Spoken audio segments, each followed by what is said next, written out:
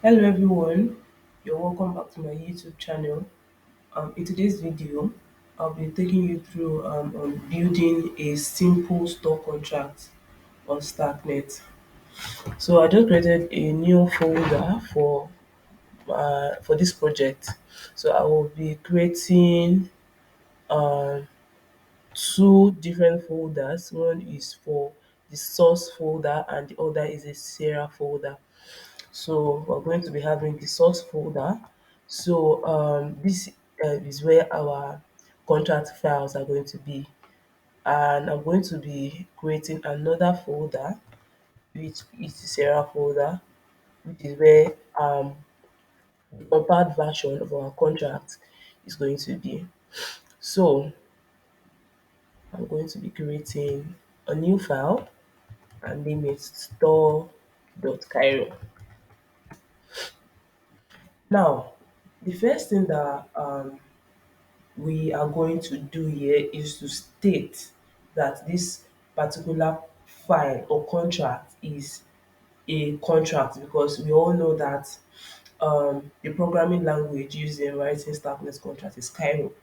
But normally you can write Cairo programs and then use Cairo to write Starknet contract. So we need to let the compiler know that for this particular file we want to write a Starknet contract, and the way that we're going to be doing it is going to be declaring a macro. It's called a macro contract. So this is now going to tell the compiler that this particular file is a contract, is a Starknet contract. So that's where we're going to begin from. So now the next thing that we're going to be doing is to declare the name of our contract. And the way we declare the name of our contract is by stating mode, which represents a module, and then it just like explains that okay, this particular contract contains functionalities, right? Piece of code. So followed by the name of the contract. Here we're going to be putting store and then open this parenthesis. Then so now after doing this, you might want to make use of certain functions from Starknet library. So for instance now, if you're coming from a Solidity background and you want to make use of embedded.sender or address this, the way you can make use of that in Starknet, when writing Starknet contract, is by importing the necessary item from the Starknet library. Like if you want to use image.sender in Starknet contract, you have to like import get caller address from Starknet library. And if you want to use um address this in Starknet contract, you have to like import get contract address from Starknet library. So that's just like how it works. So now I'm going to be importing I want to only make use of image.sender. So to get the address of the person, the current person that is calling a function. So that's what I want to like make use of now. So I want to um import get caller address from Starknet library. So I do that by stating use Starknet, then then get underscore caller dot address.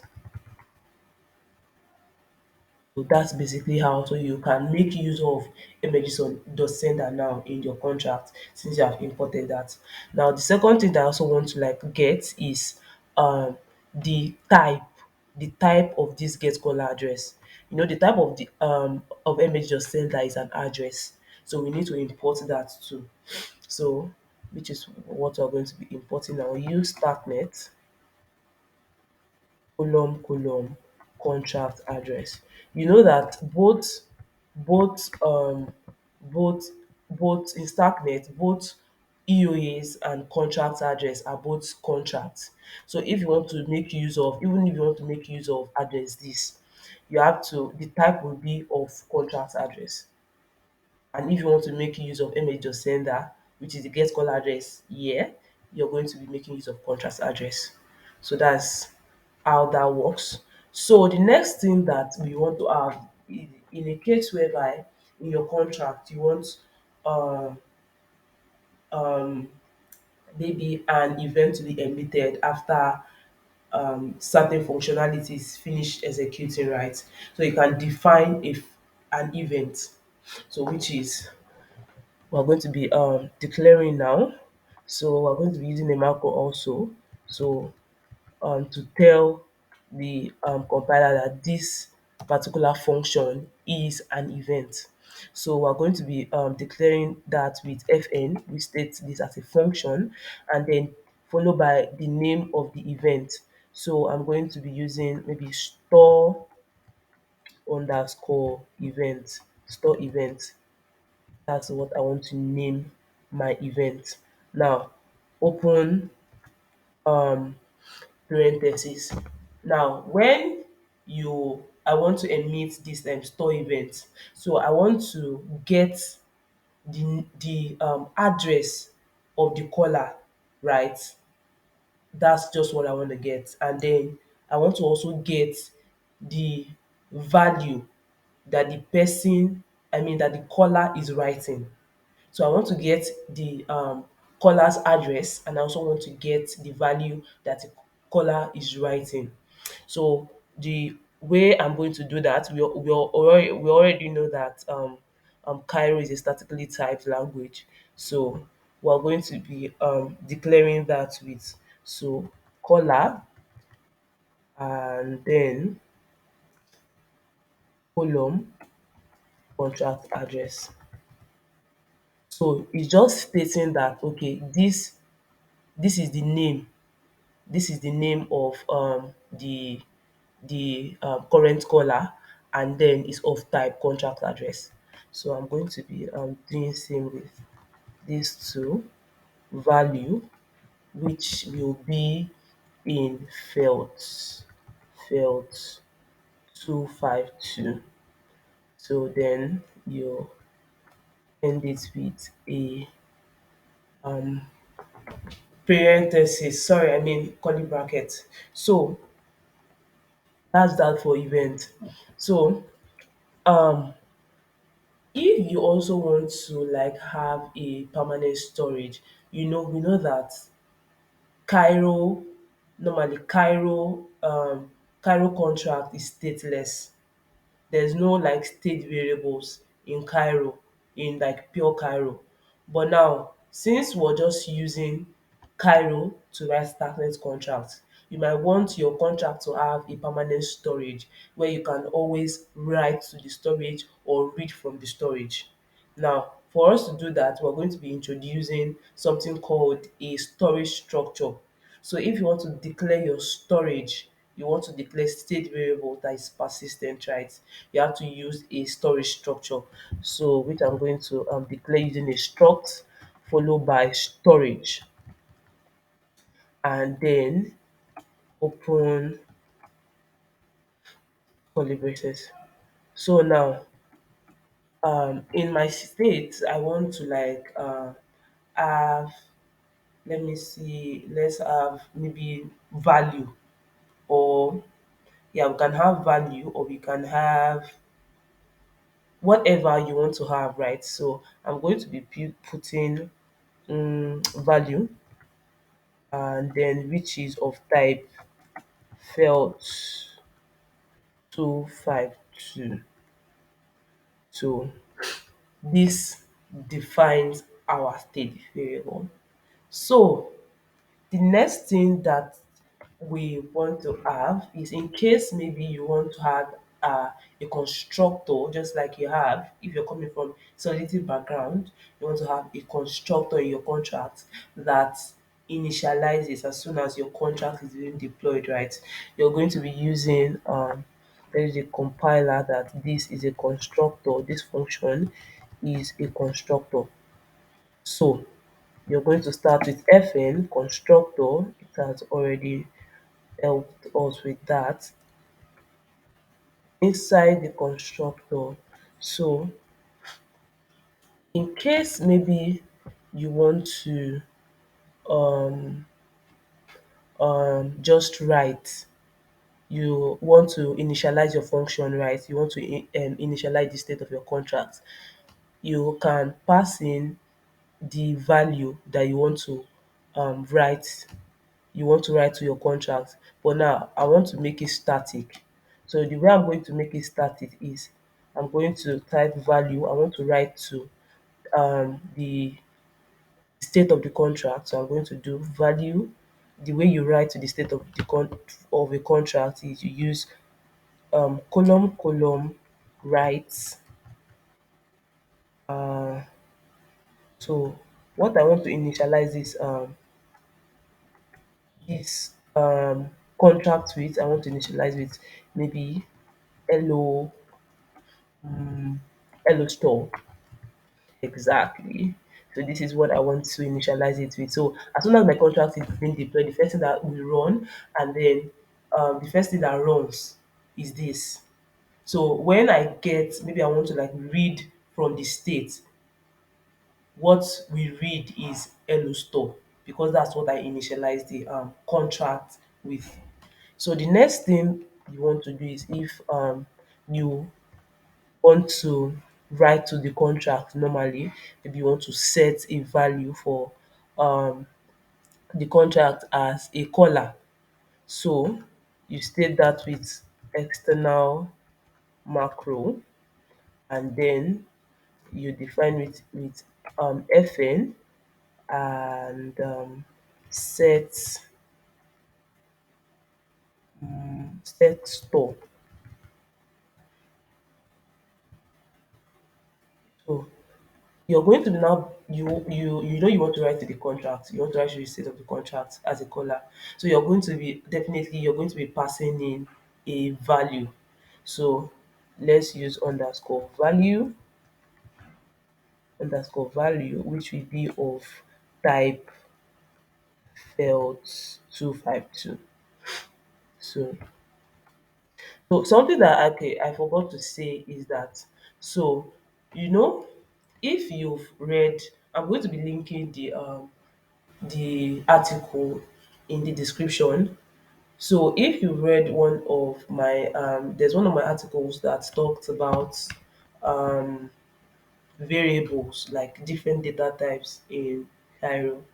So if you've read it, you're going to be getting that even strings, there's something called short strings in Cairo, and under the word they are failed 252.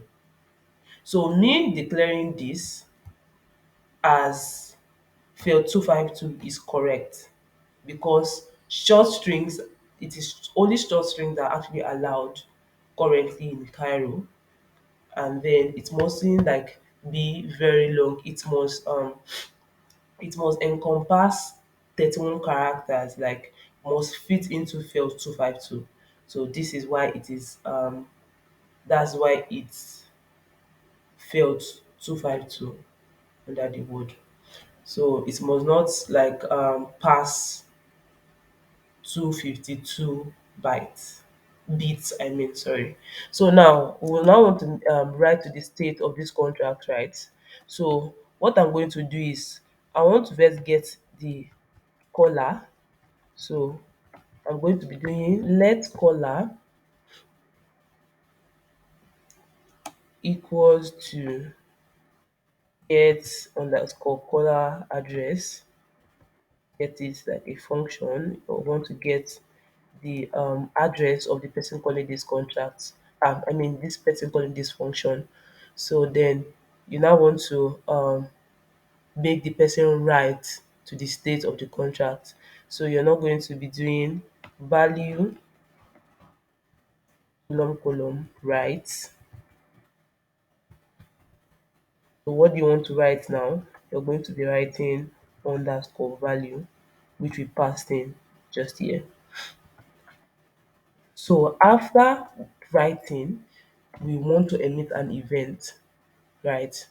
Which we already defined here. So what I'm going to do is just to write store event, and then I'm going to be emitting caller, which we define here, and the value, that's called value, which the caller wrote to the contract. So this completes that. And the last thing that we want to have in our contract is to have a function that can read from the state of the contract, which is going to be a view function.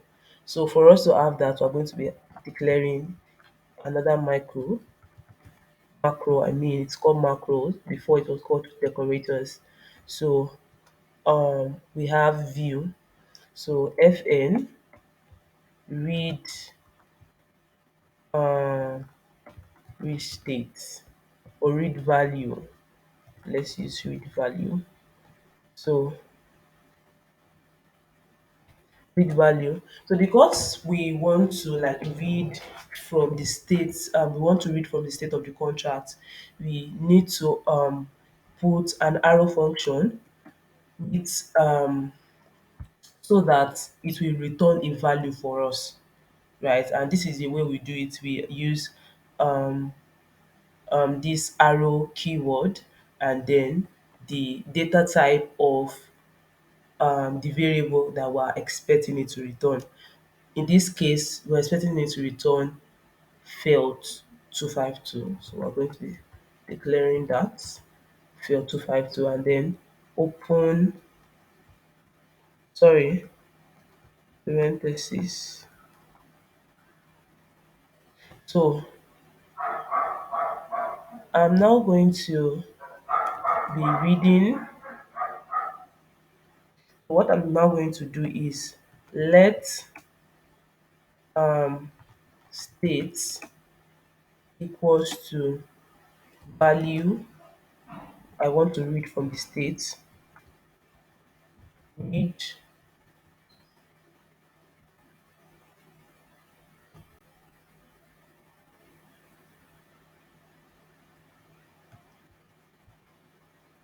right?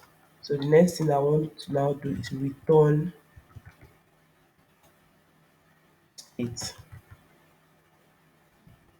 which returns the state of our contract. And yeah, this is all that you need to do when writing a simple store contract. This explains it. So now I'm just going to be let me save the contract file, and then I want to compile this contract. um, I want to compile this contract. So the way we're going to be compiling this contract is we're going to be using Starknet Starknet compile source, so we can get this our file slash um store dot Cairo, and then where we want it to be complied to, we're going to state it, which is going to be the Sierra folder. So Sierra slash, so we need to like define create a file called store.json, so that we can have our Sierra version of our contract here, because when we want to deploy the contract, it is actually the Sierra file or the Sierra path that is going to get deployed to Starknet. So um, Sierra slash store dot JSON. So why am I getting command not found? Okay, let me do this, and then copy this, copy. I don't want to type it again. So this should get compiled now. So exactly now we have the Sierra version of our contract. So this is where we're going to be stopping today. In the next video, we're going to be deploying the contract and then interacting with the contract on Starknet Explorer. So till next time, thank you for joining me. So also make sure you subscribe to my channel if you find this content insightful. Make sure you subscribe to my channel. If there's um any comment or any feedback that you'd like to give, kindly put it in the comment section also. Thank you for watching. See you next time. Bye.